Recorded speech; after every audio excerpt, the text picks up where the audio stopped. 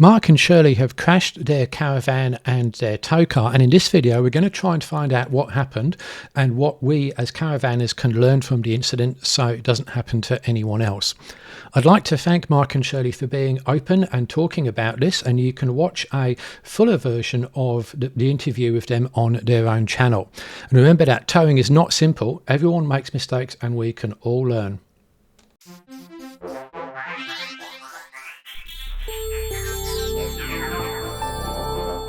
Let's get into the analysis then to see what we can learn, and that starts with understanding what we're dealing with. And it's a pretty standard setup, a hybrid caravan, 2 people, 4-wheel drive tow car. Some specific points: Land Cruiser 76, 3,400 kilograms, heavy duty suspension and airbags, Blue Tongue XH15 hybrid van, weighs about 2,200 unladen. We had it weighed about 2,400 kilograms as it was towed, had tyre pressure monitors as well. Some other points: all of this is less than 2 years old, so there's no old tyres or anything else like that. Servicing up's to date, nothing was skimped on in that respect. Tyre pressures were okay, the TPMS was reading fine. All the weights had been checked, and what had happened is initially when they picked it up, the car was stocked. There was a little bit of sway at high speeds in certain conditions, but then they got everything weighed, redistributed the weight and put into heavy duty suspension and airbags. That allowed the car and the van to tow level, reduced the pitching, etc., and then they completed 15,000 kilometres of driving with no hint of sway at all in all sorts of conditions. So essentially new vehicle, and they've done absolutely everything right. This is where the crash actually happened, near Cloncurry, hope I got that right, in about mid-Queensland. And specifically, the dash cam stopped recording. They were going in this direction at this point over here, and it started recording when the vehicle was on its side at that point, and that's about 10 kilometres from there to there, just to give you an idea of scale. Now if we zoom in here, this is the actual crash site, and we know that because the dash cam was recording whilst the car was on its side, and we have the coordinates of that. By the way, that's Latin long coordinates, not GPS coordinates. Latin long predated GPS by a little bit of time, and it was actually a dead straight road for at least 2.8 kilometres and dead flat, as you can see, so there were no corners involved here. So this is the crash site, and as you can see, straight bit of road. And if we jump in with Google Street View just about there, then again that's looking back, and it was just before a very gentle bend, so we can just go back just a little bit here and see there's nothing unusual about the road at this point. However, of course, that may have changed in between when this data was recorded, which is August 2023, and the date of the crash. Right, so let's take a look at the risk factors involved in a caravan sway type crash. The first one is rig setup. Is it a poor weight to tow car to trailer ratio? So is the trailer massively more heavy than the tow car? And at this point people will say, what about prime movers, articulated trucks, etc.? They're heavier. That's completely different dynamics, and the fact remains a heavy tow vehicle with a light trailer is more stable than vice versa. So in this case, no, the trailer was only 70% of the vehicle weight, 2,400 versus 3,200, so that was fine.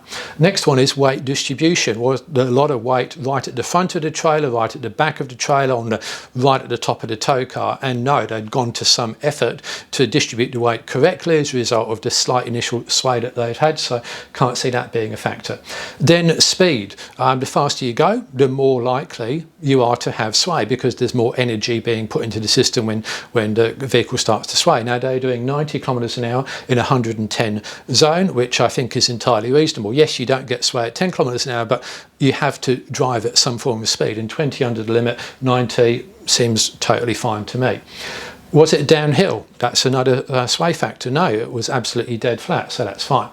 Was there a sudden manoeuvre, a swerve? Now I put possible over here because memories are hazy, and one of the things of accident investigations is that people often don't, in fact investigations generally, memory is surprisingly fallible, but there don't appear to be any sudden manoeuvres. There was a suggestion that might have been a change of gear or something like that, or looking down, or whatever the case may be, so we can't rule it out entirely as a contributing factor, but there's nothing which is specifically recalled as such. Was it windy? No. The dash cam beforehand shows that there's minimal, if any, wind, so there's no gust, so we can rule that one out. Was it raining? No. Again, the dash cam shows us it was as dry and as good traction as you can get. Was it dirt or low grip? Again, no. Perfectly good bitumen road. We can see that from Google Street View, so lots of grip there. Then we come into, was it bumpy? Now that's a possibility from Google Street View, that it looks very smooth, but we can't discount the fact that potholes do appear fairly suddenly, and Mark has got video of a bus going over what he thinks might have been a pothole there, and the track of the trailer is different to the road car, so the tow car might have missed a pothole or something, and then the back wheels of the trailer might have gone over it. So, but we don't know, we don't have up-to-date dash cam of the area, so we have to put that in as a possibility. Was there oncoming traffic? Nothing was reported as such. Again, the dash cam won't tell us, but nothing was recorded of that. Now that might be, for example, a B-double or some other truck coming along the way. That creates a wake of air which can push a trailer and start to destabilise it. Was there a car or trailer failure? And the most common there is a tyre blowout, and if you have a blowout, particularly on a single axle trailer, that can cause a yawing motion and destabilise the entire rig very, very quickly. It's possible. It doesn't seem likely. Certainly on the left-hand side of the trailer, that tyre seems okay. It's hard to see on the right-hand side. And of course, just because the tyre is damaged doesn't mean to say that it didn't happen after or during the caravan going over, as opposed to it being the cause. So we don't actually know at this point, or that's possible. So what actually did cause it? That's a really good question, and the short answer is don't know for certain. Something must have caused a sudden displacement, that is clear. What it doesn't seem to be is a classic sway, and the reason for that is because they said it was so quick and so sudden. This is what a normal sway related crash looks like. This is a more typical sway crash. You'll see that it's not instantaneous.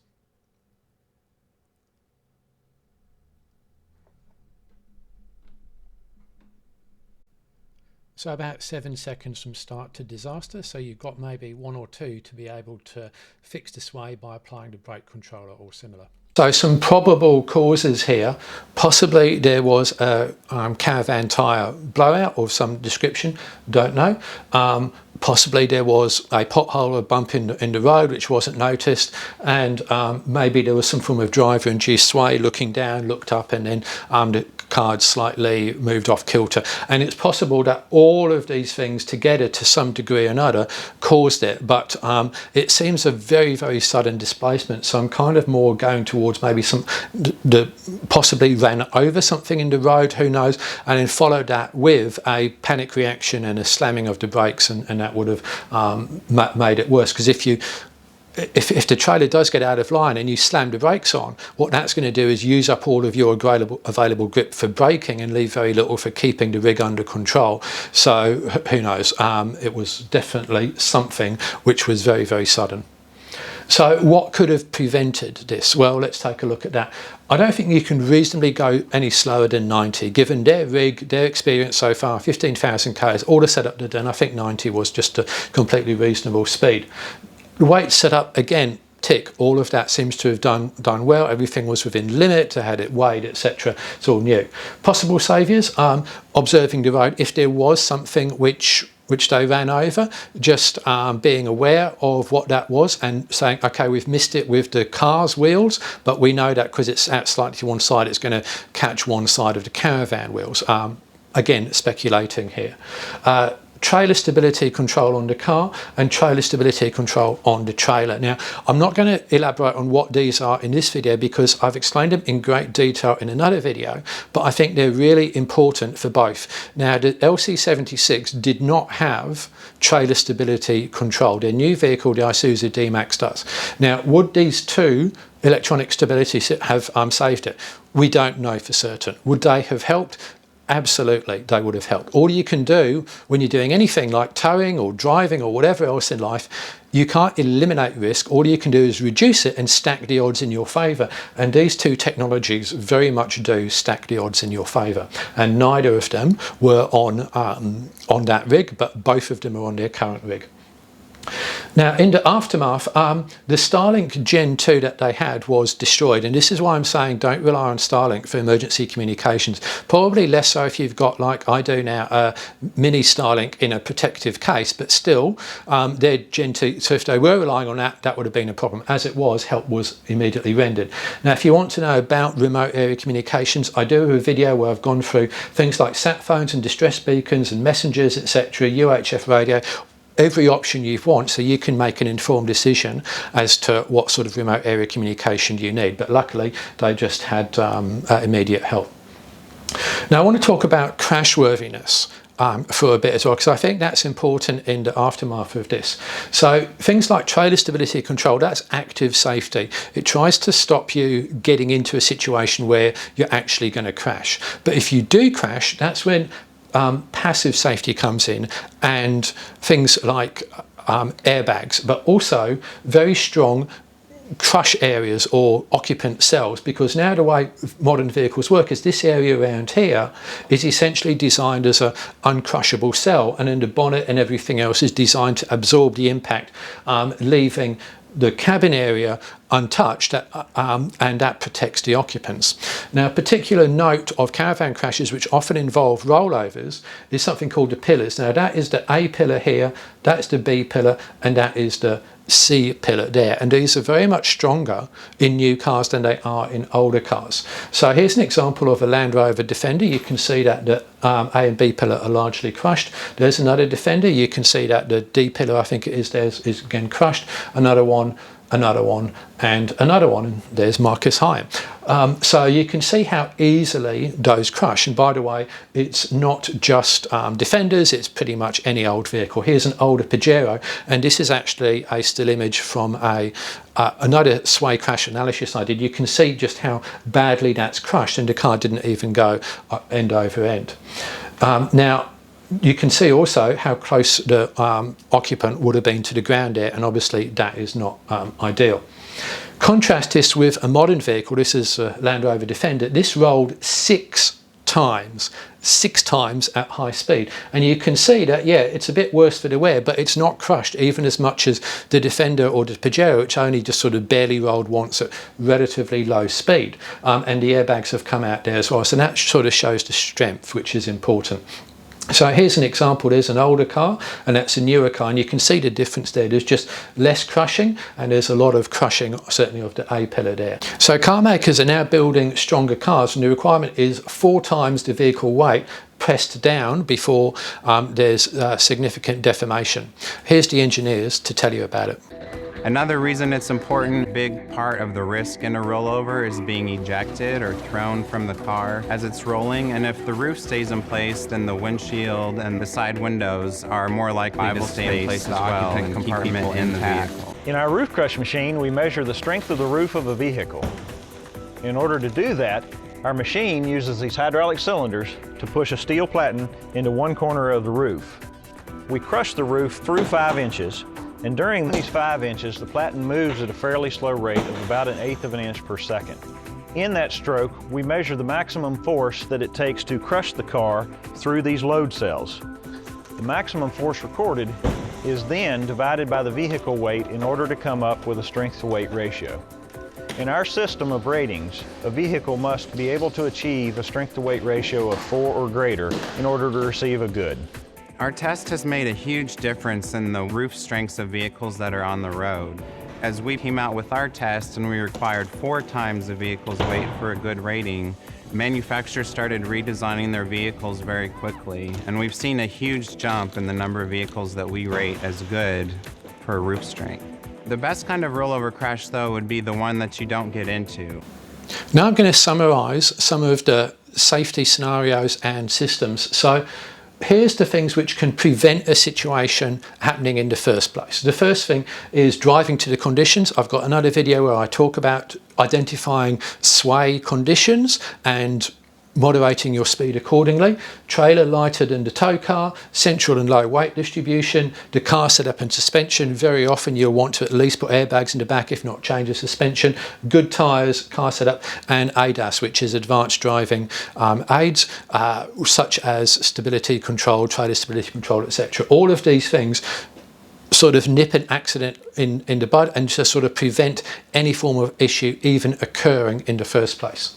Then when things start to go wrong, but you're not upside down yet, it's still recoverable, this is what helps. And that is car stability control, trailer stability control, again, watch my other video, and things like tyre pressure monitoring. Now, if you get an instant blowout, tyre pressure monitoring is no good, but if you get, but you might get some warning of it and be able to take action even if it's a second or two ahead. And then here's the last resort things. This is when the car is out of control and you are heading to the scene of an accident, and at this point it's all about just keeping alive. Everything has failed up until this point, and this is when you want your crash cell, as I've described before, and your airbags, and you're going to find those in modern vehicles. So if you've got something like an original Defender, an LC76, or a Ute 15 years old or whatever else, you're more likely to die in that than you are in a modern vehicle which has passed modern safety standards. Simple as that. So for me, that's a big reason to upgrade to a later vehicle. Now, post-crash, you obviously want a first aid kit, you want your remote area communications, which I've described in my other video, and you want emergency food and water, because you may be on the side of the road for a while, which is why I like to have things like a jerry can handler you can pull from it, and some rat packs, etc., just so you've always got some basic food, shelter, and water. So what can we learn from this overall? Well, I think even on the best setups, because Mark and Shirley, as far as I can see, did everything absolutely right, yet they still crashed, right? And it was a low risk road. Even if you have all of that, things can still go wrong, so you need to plan accordingly. Ensure your insurance covers modifications. One of the issues they had was that modifications weren't fully listed on the LC76, therefore the payout wasn't quite as it should be, and you know that's on Mark and Shirley admit that's on them, not the insurance company. Last resort systems can help. Again, you can do everything right. There can be something in the road, it can be an unexpected pothole, it can be a swerve, who knows, right? That's where your stability control systems can come in and help you. And learn how to press away the sway. If you don't have the automated systems, and even if you do, then again, watch my other video on pressing away the sway, dealing with stability control, how to press that brake controller button and what to set it to, and even the passenger can do that. And modern cars, remember, they just have better crashworthiness. They're less likely to crash to begin with, and if they do crash, you're more likely to survive it. So win for modern safety systems.